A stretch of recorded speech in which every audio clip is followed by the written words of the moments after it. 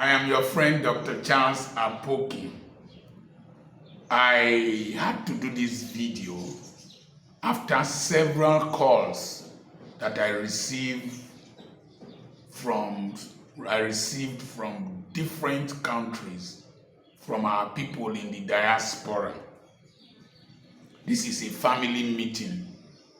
If you are residing in the diaspora, please come closer. If you have a brother, a sister, a father, a mother, a relative living in the diaspora, please come closer. We need to have this intimate family meeting. I have 3 sons living in Europe. I've traveled to Europe, I've traveled to Australia, I've lived in some of these countries where your people reside. It is not easy to live overseas. It is not easy to live overseas. Life is comfortable there, but very, very expensive. Extremely expensive. If you know how much they pay for rent in a month in the US and in Europe, you will respect those living there. I had to send my 2 boys from Europe to America just to experience what it takes to live in America. Anytime I tell them to go to America, they say they don't want to live there because they know the experience they had when they went there. It is not easy. Number 2, don't mind the pictures some of your relatives send in front of cars and all those places. It's not as you are seeing it. If not for security and issues like electricity, healthcare, water, and good roads, a lot of those living in the diaspora will prefer to live in Nigeria or any African country. You see, they miss home, they miss the environment, they miss the meals. Anytime I call my children, some of them are covering themselves with blankets. But see me here, they miss home. Everything overseas is regulated and paid for at a high premium. Water, electricity, you can't use things as the way we use them in Africa. And there is no sympathy overseas. Your gas bill is due and you don't pay, your gas is cut off. Electricity cut off.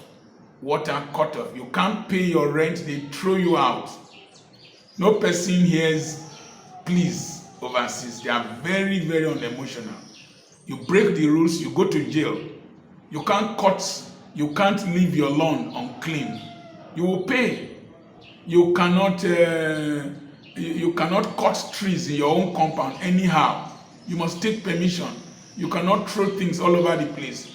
It's regulated. Those people there, your brothers, your sisters, they are living an orderly life that you, living anyhow in Africa, cannot subject yourself to. So respect them. If not for the education of their children, a lot of them, and the opportunities available there, a lot of them will have sent their children back to Africa to be properly trained and cultured. I was discussing with one of them on social media. He was answering me as if I was his age mate. And it's my last child is older than him. I told him, you lack communication skills. I discussed with him for a long time. He could not understand what I am saying, that when you are talking to somebody who is older than you, somebody who is more experienced than you, even me, all those I mentor on social media, I answer them, yes sir, yes ma'am. That's the way I was taught. My Archbishop, Mrs. Benson Idauza, she talks to me, yes sir. In America, you see a soldier talk to somebody, yes sir. Policeman, yes sir. Then that person in the UK just talking to me as if I'm his classmate. And he did not understand, he could not comprehend. I told him he lacked social intelligence and that he needed proper training of how to communicate. And it took him time to understand. So they would prefer to bring their children here if they had their way. Money does not fall from trees in America or even in the UK. Monies do not grow on trees.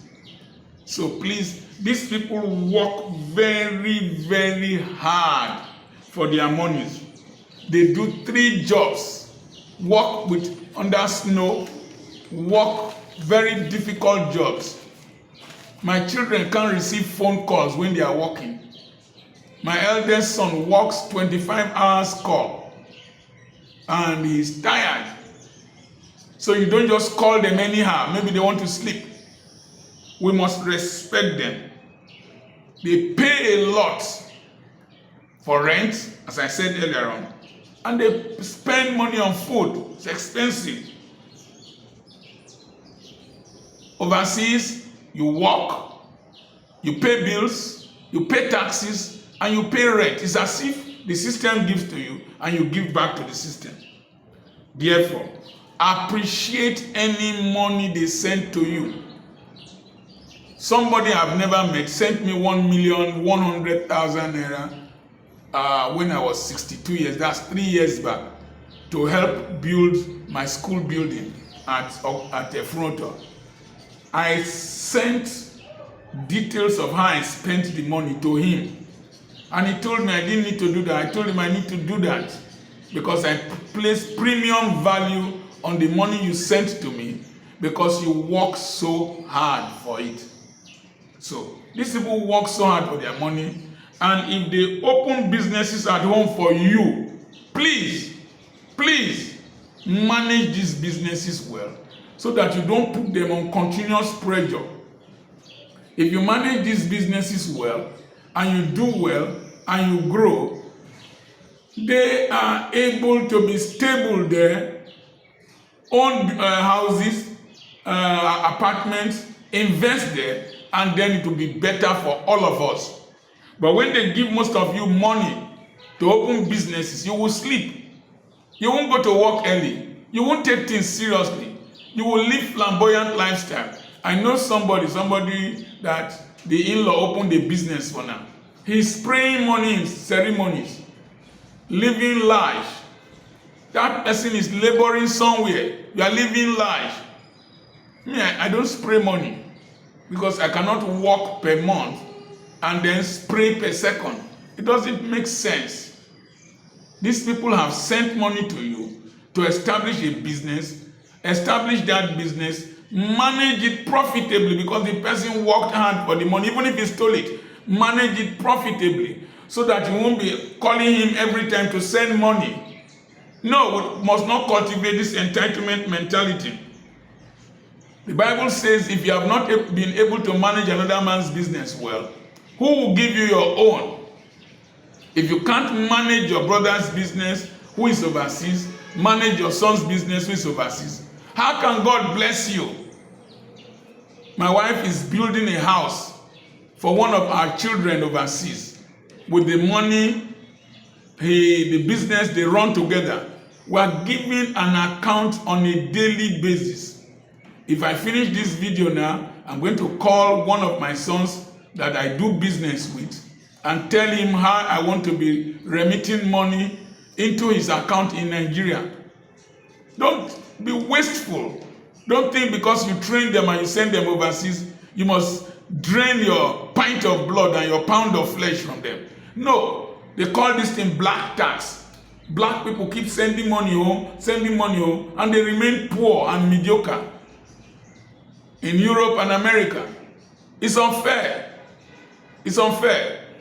Now, they cannot carry every burden. Don't carry every burden on their head. You want to do expensive burials, expensive wedding, expensive birthday, expensive this. You must send to them. Do you want to kill them? The next thing is that they cannot carry every person overseas. When Barack Obama became president of America, his brother and Obama was living in Kibera, in Nairobi. He didn't carry him there. He had relatives, uncles, sister from the same father but not the same mother. They didn't carry all of them there. It's not possible. It's not Nigeria. It's not Kenya. It's not Ghana. There are rules that govern everything they do there. And if they carry you there, please behave yourself. I've known people who took their relatives to the United States and to the UK. They constituted a nuisance to them. Don't go and let them, don't go and put off their light. Block their pathway when they carry you there. The next thing is that we have several people who have vowed never to have anything to do with Nigeria or their countries. Because those of you who are their relatives at home, Nigeria, Cameroon, Equatorial Guinea, Ghana, in Africa, when they send you money to do things, you don't do them. You don't do them. So many of them have bought properties from me, from overseas. Their properties are intact, their documents are intact. And they are very appreciative if you do that. Don't give the Western media negative reasons why our people will not want to invest here. When they come back home, you kidnap them. They come back home, you harm them. That's witchcraft. That's wickedness. The next thing is that those of you overseas, don't try to be Jehovah El Shaddai, if not you shall die. You can't solve every person's problem. Don't create the imagery that everything is rosy there. I know what it takes to live there. I had a young man, he was walking night, he collapsed and died at a very young age. And all those he was trying to impress, they've moved on with their lives. Please, I beg of you, even overseas there are poor people. I was in a country, I had to bring money out for the white man there to prepare meals for us. I went out with one lady there, she took me sightseeing. I paid for our meals. When they have birthday celebration there, you pay for your meals in some countries. You don't, the celebrant does not pay for everybody, you pay for your meals. And when you call them, please, if they don't pick your calls, don't get offended. Some of them work in places where they cannot pick calls. Those of you in the diaspora, please help me. Share this video to your family WhatsApp group, to your different platforms, so that those of us who live here in Africa will understand that it is not easy for you to be there. But please, I'm not teaching you to ignore their cries. Do the little you can do within your capacity and make sure you don't create a very wrong impression. God bless you. I have a seminar coming up online titled Becoming a Person of Value and High Net Worth. It's on the 7th and on the 8th of June by 7 p.m. Nigerian time. It is online. The seminar fee is 10,000 naira for early registration and 15,000 naira for the last week. So please register on time. Send me a message on +234 7052136763 and I will send you the flyer. And I have properties for sale in Delta State, Nigeria. Send me a message +234 7052136763. I am the area grandfather. Note this, it is easiest to make legitimate money in Nigeria. Easiest, one of the best countries to be born and to live. God bless you.